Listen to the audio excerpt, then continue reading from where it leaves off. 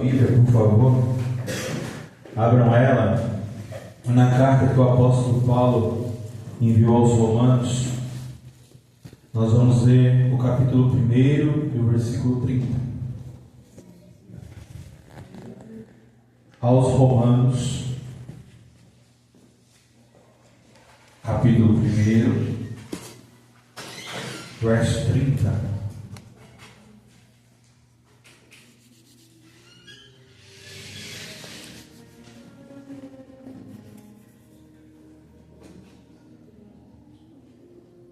Amém?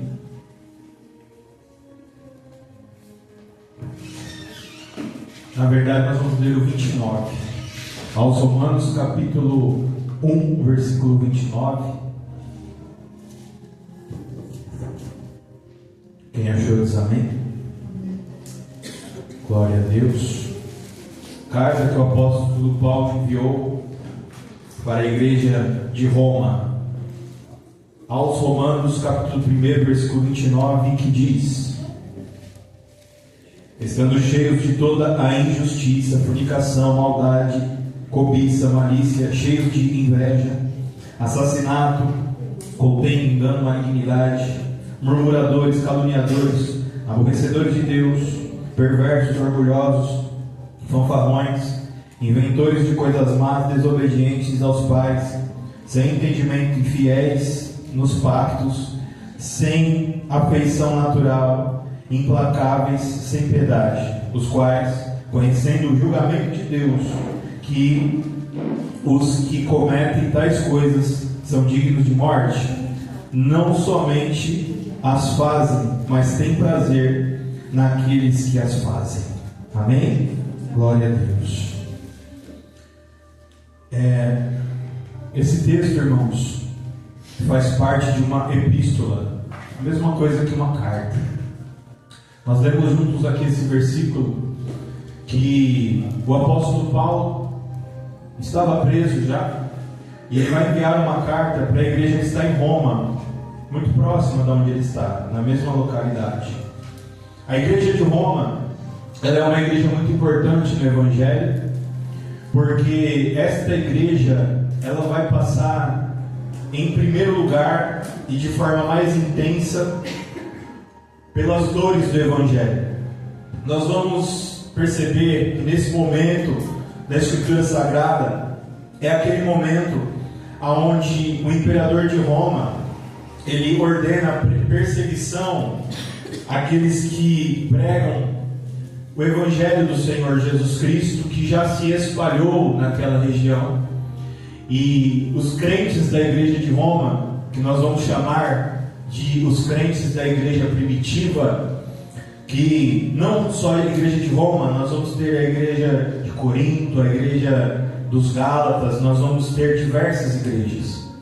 Mas em Roma, o imperador de Roma ele vai ordenar essa perseguição, e no Coliseu nós vamos ter aquelas pessoas que vão ser jogadas dentro do Coliseu, que é o palco das festas do imperador, e aquelas pessoas elas vão ser convidadas a negar o Evangelho, elas vão ser negadas, elas vão ser convidadas a dizer que elas não fazem parte mais daquela religião, e se elas não fizerem isso, elas vão ser condenadas à morte, mas não uma morte comum nem qualquer, mas uma morte de dor, uma morte onde elas vão ser devoradas vivas por animais. E aquilo vai ser um espetáculo para aquelas pessoas, os súditos do imperador de Roma. E para a surpresa daquele homem, aquelas pessoas, elas têm uma decisão muito simples para tomar.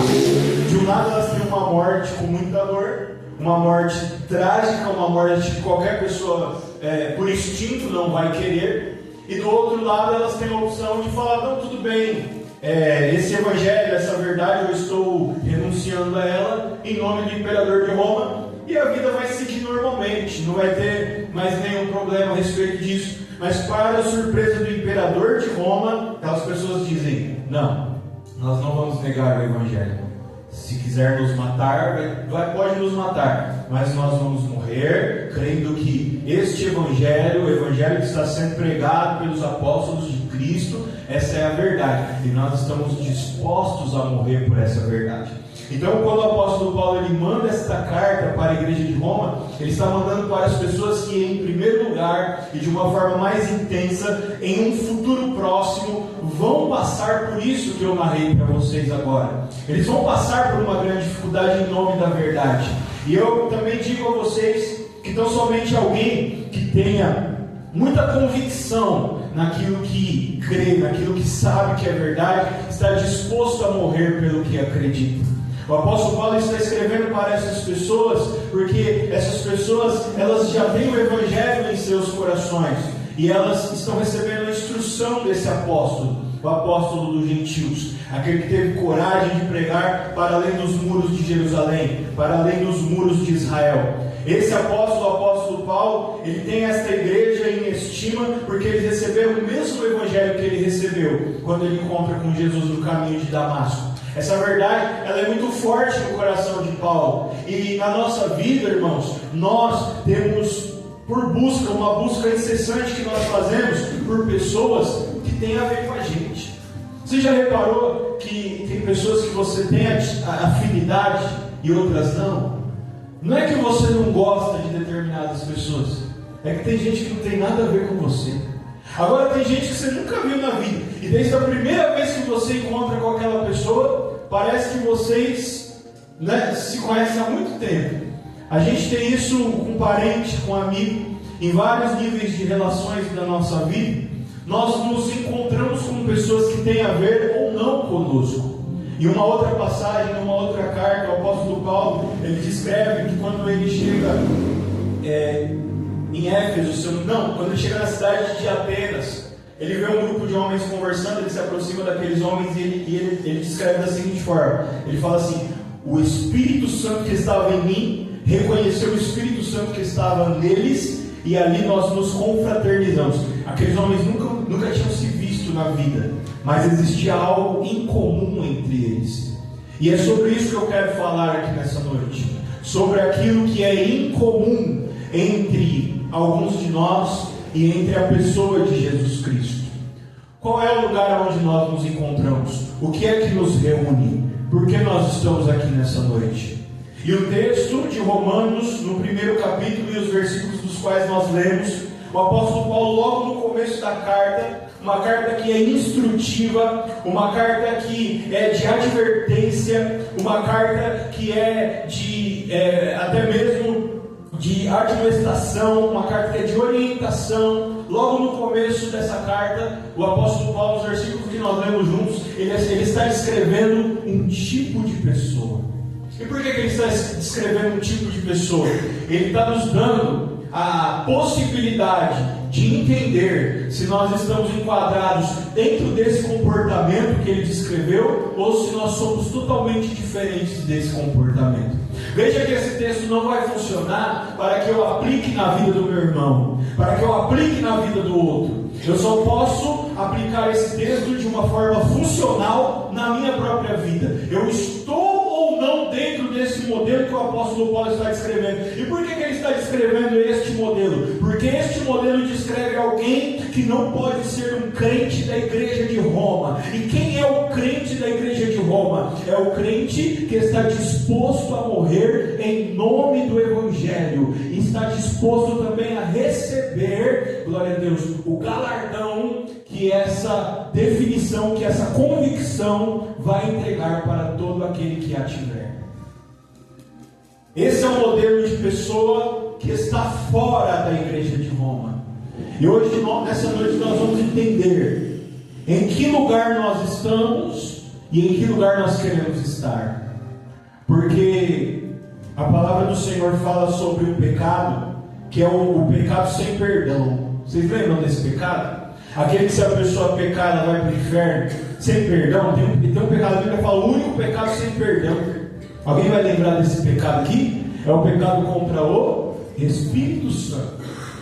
Aí tem gente, anos na igreja, eu sempre vi alguém aqui, alguém assim que chegava em mim, ou em alguma reunião, em alguma oportunidade, que a pessoa falava, a pessoa chegava assim assustada na igreja e falava assim: olha, eu acho que eu pequei contra o Espírito Santo, eu estou me sentindo uma tristeza, agora eu acho que eu vou direto para o inferno.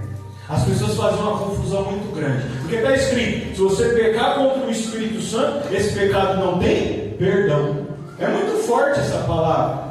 E aí você vê algumas pessoas perturbadas com isso. Um dia eu ouvi um pastor pregando assim, ele falava da seguinte forma: meu irmão, se você está preocupado, se você pecou ou não contra o Espírito Santo, essa já é a certeza que você não pecou. Sabe por quê? Aquele que pecar contra o Espírito Santo, ele é incapaz de se arrepender.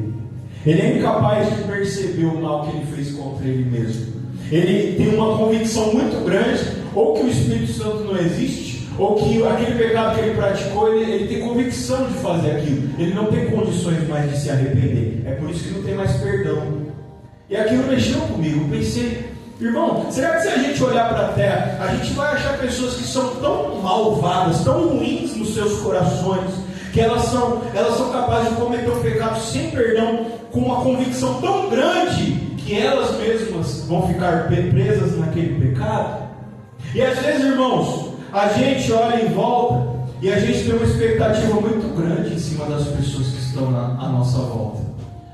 A gente olha e fala assim, não, o diabo está tentando, é o diabo que está usando, é o diabo que está trabalhando. E a gente esquece que existe um mal no mundo.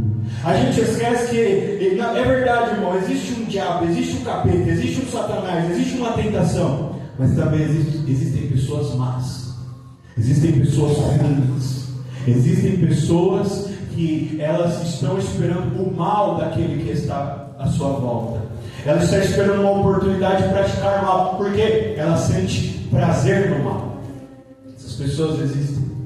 E nós precisamos ser capazes de identificar essas pessoas. Porque enquanto nós estamos admitindo essas pessoas dentro da nossa vida, dentro do nosso emocional, nós estamos correndo um risco muito grande de sofrer decepções, feridas incuráveis. Nós estamos correndo o risco de que essas pessoas nos afastem do Evangelho, nos afastem de Jesus Cristo. Nós estamos correndo o risco de cair numa situação tão ruim, onde nós vamos olhar em volta e vamos perguntar, cadê Deus? Aonde está Deus que viu essa maldade acontecendo comigo e não fez nada? Mas o Senhor está aqui nessa noite. Ele está te orientando, Ele está te alertando, Ele está te avisando. Ele está dizendo o seguinte: existem relações, existem correntes, existem relacionamentos que podem te afastar de mim de uma forma definitiva. Existem relacionamentos que podem fazer que você acredite que eu não existo. Existem pessoas que podem te afastar de mim, Jesus Cristo está falando, ao ponto de você entender que eu não tenho um plano e nem um projeto na sua vida.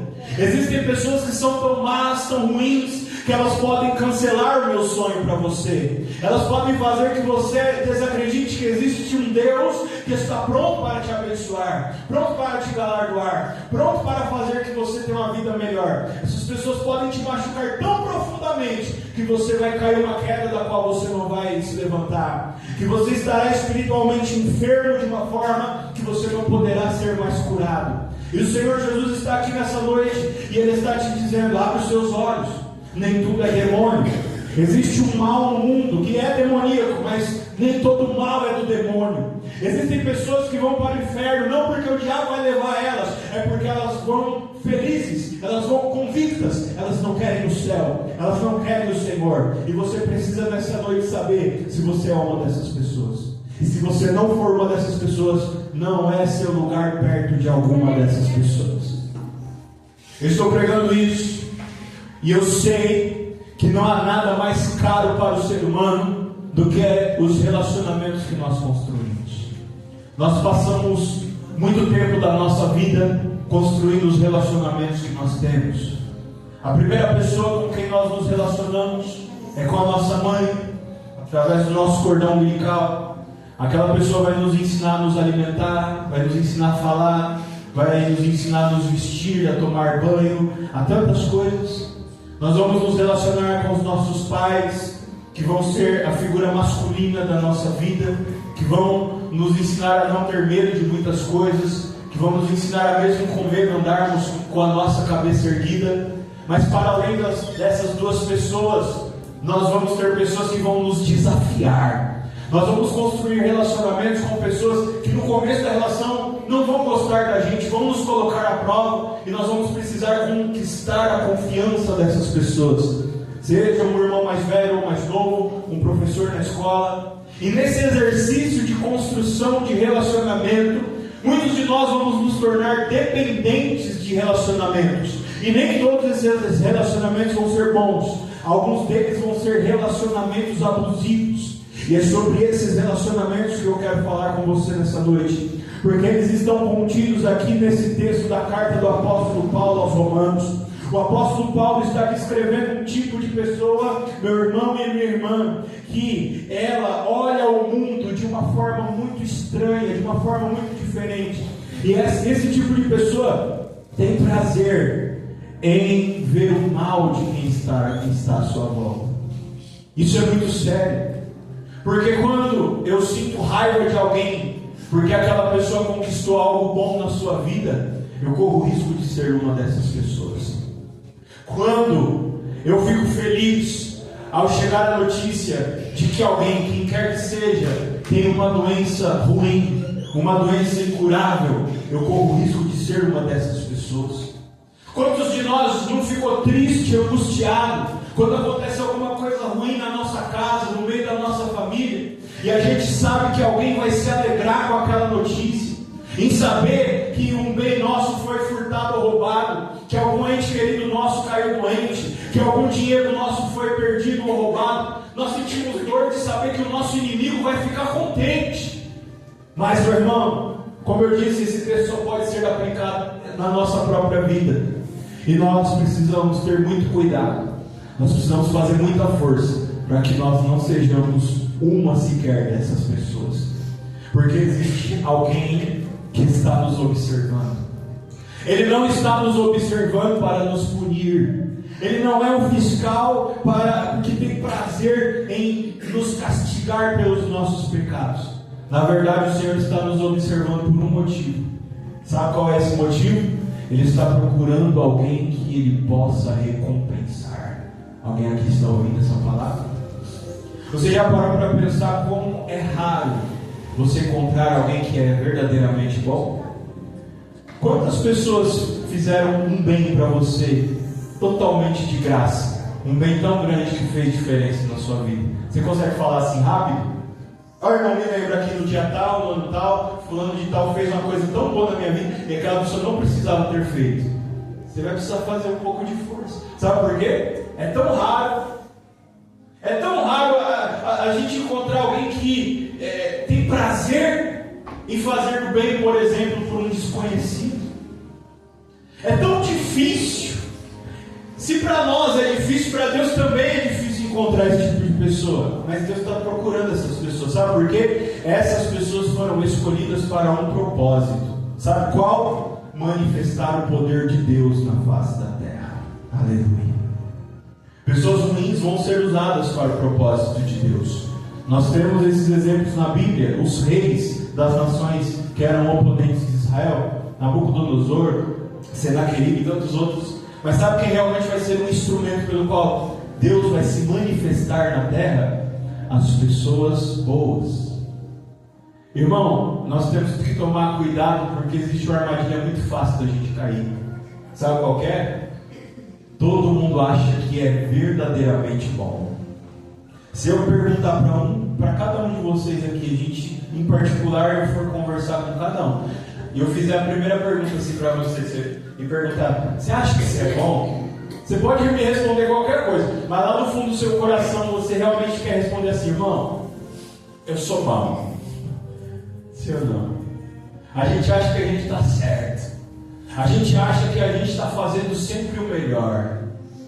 Eu gosto de falar que o nosso cérebro ele não é a nossa mente. O nosso cérebro é um órgão. A nossa mente ela é aquela que usa o cérebro como ferramenta. E nós vamos fazer, se você quiser, um exercício aqui nessa noite. Você vai usar a sua mente para fazer uma pergunta verdadeira, uma pergunta real entre você e você mesmo. Sabe qual que é essa pergunta?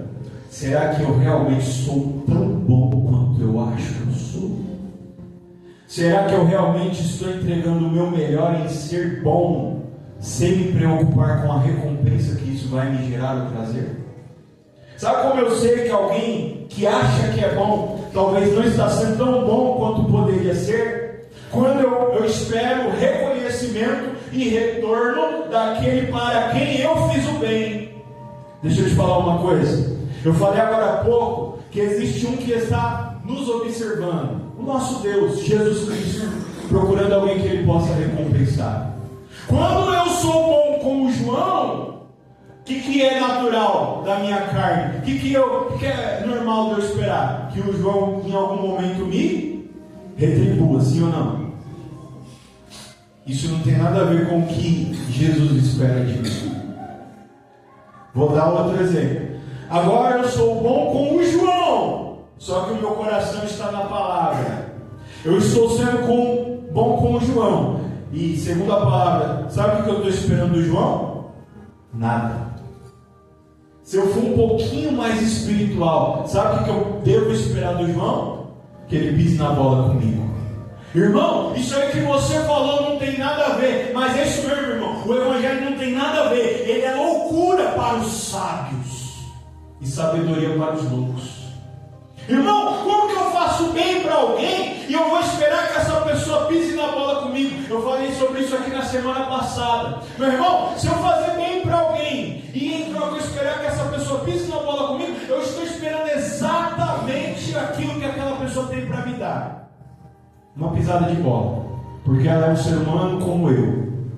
E se eu olhar para ela, sabe o que eu tenho que lembrar? Não daquilo que eu fiz por ela, mas quantas vezes alguém me abençoou, me favoreceu, e eu, além de não fazer nada por aquela pessoa, ainda pisei na bola com ela. Esse é o Evangelho. Alguém aqui ouviu o que eu preguei? Reparam como é difícil eu virar esse espelho para mim?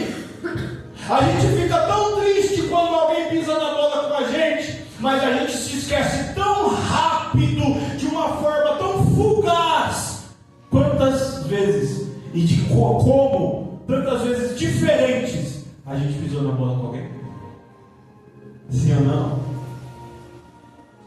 Eu posso te convidar a fazer um exercício aqui nessa noite. Lembra de alguma vez que você fez o bem para alguém e aquela pessoa pisou na bola com você? É rápido. Talvez hoje mesmo aconteceu. Agora faz o mesmo exercício ao contrário. Quantas vezes alguém foi bom com você e você tratou essa pessoa com desprezo? Você pisou na bola com ela, você esqueceu dela.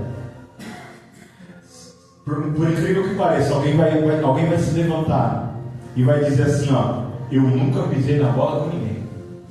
Eu? Irmão, eu sou correto, eu sou isso, eu sou aquilo, porque quando eu falo uma coisa, eu cumpro. Você conhece alguém assim? Cuidado. Se você não conhece ninguém assim, talvez você seja essa pessoa. Você já ouviu alguém? Não, porque quando eu falo uma coisa, eu não volto. Irmão, quantas vezes a gente agiu de uma forma tão errada que a gente esqueceu disso para parar de sentir aquela dor do tamanho do erro que a gente cometeu?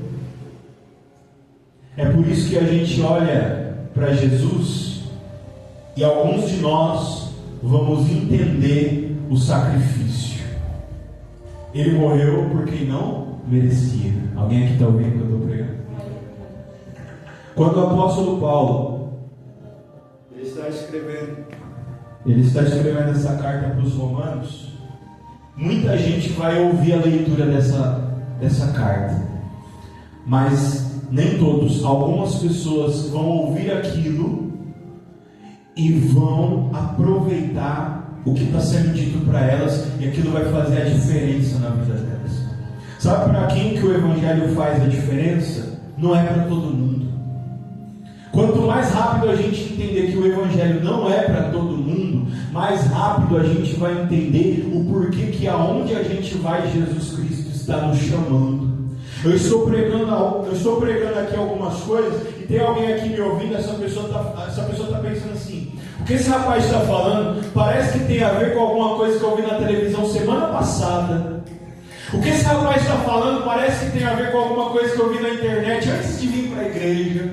As coisas que esse rapaz está falando parece que eu tive um sonho em que alguém me dizia, ou eu vi escrito em algum lugar e parece que tem a ver com o que ele está falando. É porque Jesus, ele trata com cada um de uma forma pessoal, individual e subjetiva. E para algumas pessoas aqui nessa noite, eu tenho certeza que ele está te chamando, ele está falando com você dentro do seu coração. A gente cantou um hino aqui antes da palavra que dizia assim: quando ele falava, o meu coração ardia, era o céu em mim. Irmão, Jesus pregava, ele curava, tinha gente lá querendo ver show, querendo ver espetáculo, esperando a próxima cura, mas tinha pessoa que a cada palavra que Jesus falava, o coração dele ardia, o coração dele queimava, e ele se aproximava mais de Jesus, ele começava a andar mais com Jesus. Então Jesus tinha aqueles que estavam colados com ele e tinha aqueles que estavam mais distantes dele. Sabe o que vai determinar a minha distância a respeito de Jesus? O quanto eu estou interessado no que ele tem para mim.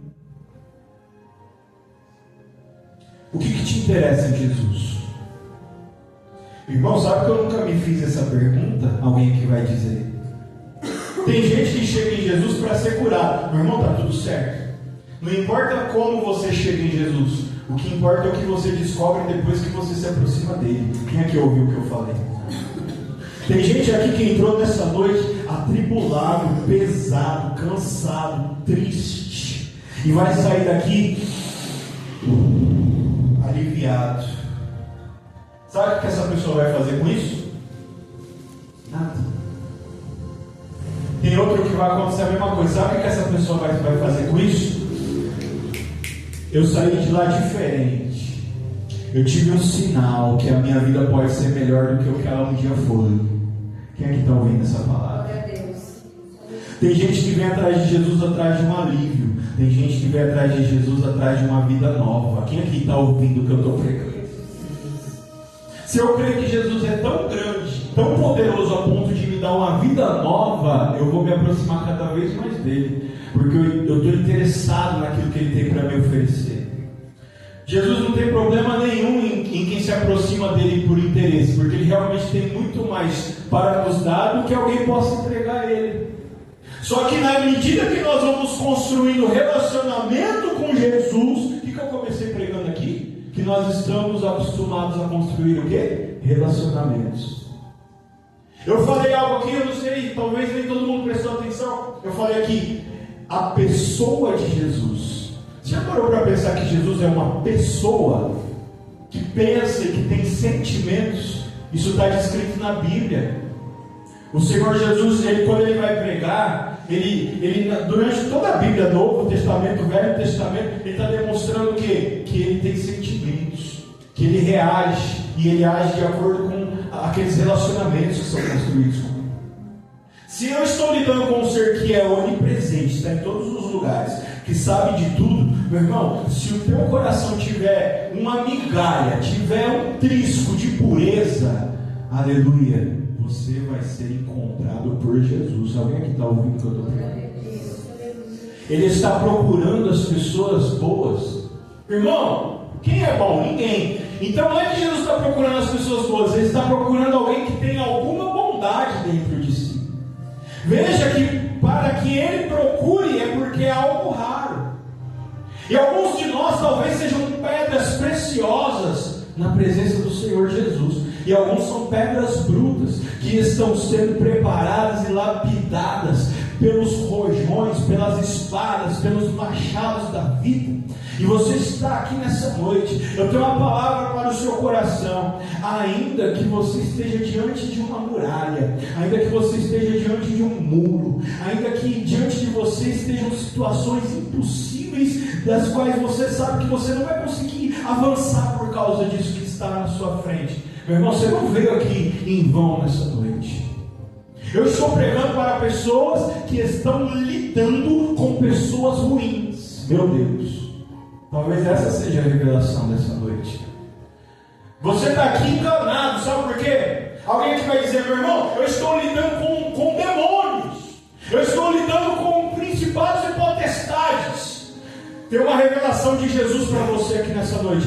Você não está lidando com demônios, você está lidando com pessoas que têm um coração de pedra, com pessoas ruins e más. Mas o mesmo Deus de monte é o mesmo Deus de vale. O mesmo Deus que dá vitória contra o demônio, Ele também dá vitória contra quem tem um coração de pedra. A palavra do Senhor vai dizer que o povo de Deus ia guerrear. E eles estavam com medo da batalha, porque lá embaixo tinha um exército terrível, um general e pessoas sedentas de sangue. E aí Deus deu uma ordem: se coloca em posição de batalha. A minha serva vai orar. O nome dela era Débora. Quando ela orar, Deus fez cair a chuva. Aquele exército inimigo afundou na lama. E o povo de Deus foi para cima deles para ganhar a batalha. Eles não estavam lidando com demônios, eles estavam lidando com pessoas perversas, pessoas más, pessoas que afrontam. Sabe como eu vou, em nome de Jesus, vencer uma luta que é maior do que o que eu posso enfrentar? Pela fé. Tem gente aqui que está diante de um exército. É uma luta que você não pode vencer. Ah, meu irmão, eu preguei aqui, o coração de alguém queimou. Meu Deus. A luta é tão grande que você não tem como se sair bem dessa. Você olha assim e fala: meu Deus, minha vida depois desse momento vai virar de cabeça para baixo. Eu estou pregando aqui, meu irmão, eu estou sentindo meu coração queimar. Sabe por quê? Porque está aqui nessa noite alguém que, para além de te fazer vencer essa luta, ele ainda está dizendo: eu posso usar essa luta invencível para transformar a sua vida e fazer ela muito melhor do que o que ela já foi um dia. E aquilo que você acha que veio para te matar, eu posso transformar em vitória e te fazer reinar em vida. Quem tem glória dá glória. Reinar em vida. Repita isso comigo: reinar. Forte. Reinar. Em vida. Você já ouviu falar assim: fulano era tão bom, pena que morreu. Você já reparou que todo mundo que morre fica bom? Você convivia com a pessoa, era o cão. A pessoa morre, você ouviu alguém falar: nossa, que saudade. Sim ou não? Existe uma frase na Bíblia que diz reinar em vida. Sabe o que é reinar em vida? É receber as promessas de Deus e desfrutar nessa vida. Tem gente aqui que está vivendo e fala: daqui a pouco eu vou morrer, eu vou sentir minha falta. Vamos mesmo, irmão. Morreu, virou santo. A gente olha para a vida e tem uma hora, meu irmão, que a gente desilude de um ponto. Você fala assim: eu não quero a aprovação de ninguém, eu só quero que Deus me abençoe, para mim não depender mais de quem eu estou dependendo. Você está ouvindo o que eu estou pregando aqui nessa noite? Eu não estou falando de ingratidão, eu não estou falando de ser ímpio, eu só estou falando que, glória a Deus, essa pregação é para algumas pessoas que não estão comendo o pão que o diabo amassou, porque o pão que o diabo amassou é ruim, mas você quer saber um pão que é pior? É o pão que a família amassou, é o pão que os irmãos da igreja amassou, é o pão que os amigos do trabalho, o chefe lá do trabalho amassou. Tem gente aqui que está comendo uns pão amassado, meu irmão, e Deus manda eu pregar aqui nessa noite: eu sou Deus. Aleluia. Quem está ouvindo essa pregação? Aleluia. Jesus está dando uma ordem para alguém aqui. Sabe esse arco, essa flecha que tem na tua mão? Se você tem fé, você vai largar essas armas no chão. Sabe por quê? O Senhor pelejará por vós e vós calareis. Aleluia. Será que você tem coragem de chegar no pé do altar e falar assim: Jesus, já que eu não posso vencer essa luta mesmo, eu estou entregando ela agora no pé do altar. Meu Deus, me dá um sinal que o Senhor vai fazer eu vencer essa batalha. Eu não estou aguentando mais. Jesus está falando: se alguém aqui nessa noite tiver coragem de entregar a tua espada, o teu escudo, o teu arco, a tua flecha, a tua couraça, o teu capacete, entrega no pé do altar. Faz como Davi, tira a armadura de Saul e vai para a guerra sem nada, porque quando Deus der vitória, todo mundo vai saber que não foi você, mas foi aquele em que você creu. Aleluia. Quem crê aqui, quem crê no Deus que pode derrubar essa muralha diante de você? Irmão, sabe como eu sei sei que Jesus está me chamando? Quem é que quer saber? Sabe como eu sei que Jesus está me chamando? Quando eu olho para a situação, quando eu olho para pessoas, quando eu olho para problemas e vejo o quanto eu sou insignificante diante daquilo que eu estou enfrentando. Quem é que está ouvindo o que eu estou pregando? Enquanto você se acha grande, enquanto você acha que você tem razão, enquanto você acha que você sabe, meu irmão, pode ter qualquer espírito com você, menos o Espírito de Deus.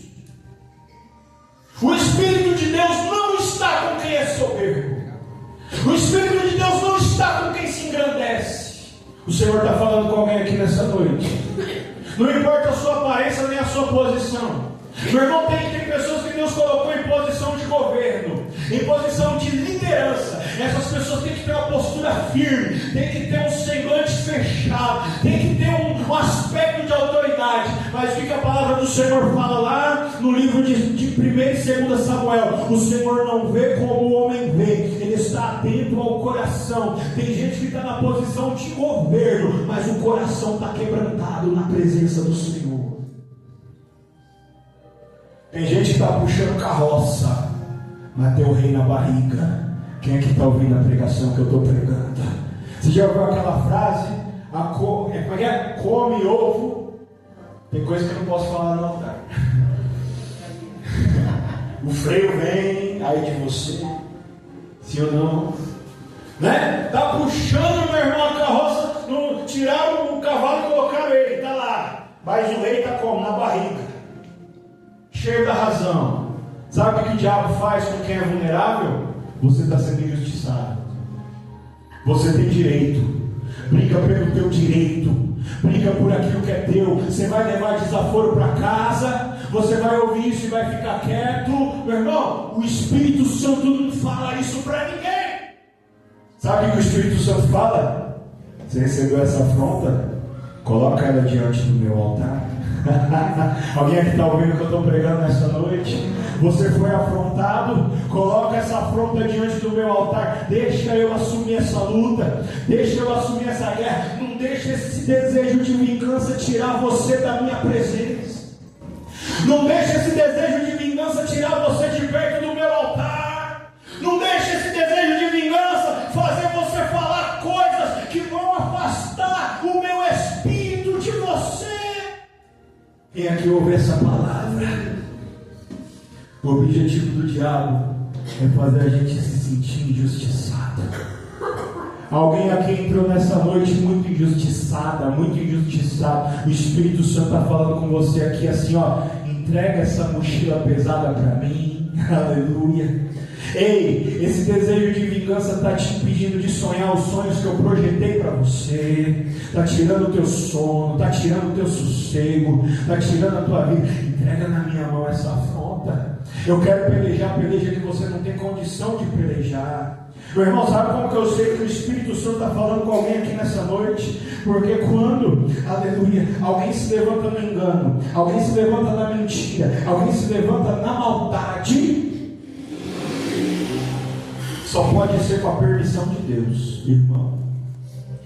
Como que você fala um negócio desse? Conhecendo um pouquinho da palavra, sabe o que eu sei? Às vezes Deus permite o ímpio se levantar contra o crente, para Deus poder se vingar do ímpio e dar o que ele merece. E meu irmão, sabe qual que é uma coisa que dói mais do que a morte? Se alguém aqui perguntar, por que eu respondo? O que dói mais do que a morte? Alguém aqui sabe o que dói mais do que a morte? Ver a vitória do teu inimigo. Você está aqui ouvindo essa palavra, meu irmão. Tem gente que está fazendo tanta maldade contra a tua vida, que se você soubesse, irmão, mas eu sei. Ei, fica tranquilo. Jesus deixou você saber só 10%. Os outros 90% Ele te poupou para preservar o teu coração. Aí você fala assim, não, irmão, alguém assim tem que morrer. Aí eu estou pregando aqui para você, não, tem coisa que dói mais do que a morte. E eu estou pregando a alguém aqui que ainda não entendeu. Essa palavra está sendo direcionada para alguém.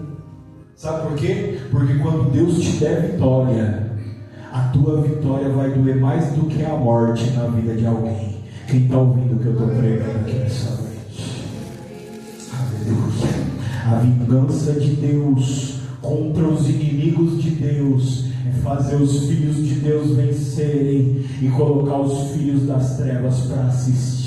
Alguém aqui está ouvindo essa pregação? Ei, você já imaginou alguém que trabalhou para desfazer a tua família? Alguém que trabalhou para que a tua porta fosse fechada? Alguém que trabalhou para que a tua saúde fosse abalada? Alguém que fez o mal para ver o teu mal? Daqui a pouco começa a ver o mal que enviou para você se tornando no bem. Começa a ver você tendo vitória onde desejava que você caísse. Meu irmão, não tem nada que doa mais do que ver a vitória do inimigo.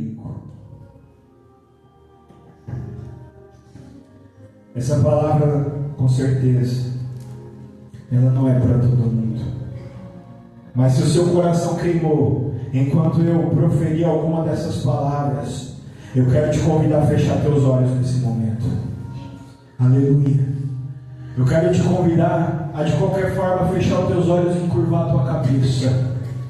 Meu Deus, Senhor, o mesmo Espírito que levou o apóstolo Paulo a escrever para os romanos, aquelas pessoas que receberiam tanta coragem que enfrentariam até a morte por aquilo que elas acreditavam. Meu Deus, faz com que esse Espírito agora vá na vida da minha irmã, vá na vida do meu irmão, e pela fé começa a arrancar agora esse sentimento de vingança, esse sentimento de injustiça que está impedindo essa pessoa de avançar. Meu Deus, se essa pessoa está com o olho fechado e o coração queimando, visita ela agora e coloca, meu Deus, nela a fé que vai fazer ela clamar. E assim como Davi foi visitado pelo teu Espírito, e o teu Espírito entrou naquela pedra, e aquela pedra recebeu o endereço da fonte do gigante Golias. Meu Deus, eu não sei como, mas o meu irmão vai vencer essa luta, a minha irmã vai vencer essa luta, e nada pode parar aquele que vai em nome do Senhor. Só quem pode dar um glória a Deus, faça isso em nome de Jesus. Meu Deus. Existem pessoas ruins e nós precisamos saber quem elas são. Sabe como que nós vamos descobrir? Você vai fazer uma oração. Em algum momento durante a próxima semana você vai se lembrar do que eu estou pregando, e você vai fazer uma oração assim, ó: Senhor, mostra para mim, meu Deus, quem está me impedindo de chegar até a Ti. Quantos aqui estão ouvindo essa palavra? A mulher do fluxo de sangue está descrito que ela queria chegar em Jesus e tinha muitas pessoas entre ela e Jesus, e ela começou a lutar. Como ela tinha um fluxo de sangue, ela estava fraca e tinha uma chance muito pequena dela chegar em Jesus, porque Jesus tinha em volta dele uma grande multidão. Você está começando a entender o que eu estou pregando aqui nessa noite? Eu falei aqui que é muito difícil achar alguém que é verdadeiramente bom. Logo, é muito fácil achar alguém que é verdadeiramente ruim. A mulher do fluxo de sangue tinha uma multidão entre ela e Jesus. Não é que ela era boa nem ruim, mas ela estava para viver um milagre na vida dela. Quem é que está ouvindo o que eu estou pregando? Ninguém nasceu bom, mas todo mundo pode ser transformado. Você ouviu isso? Qual que é o primeiro passo, meu irmão, para que eu me torne alguém bom? Eu reconhecer que eu sou ruim.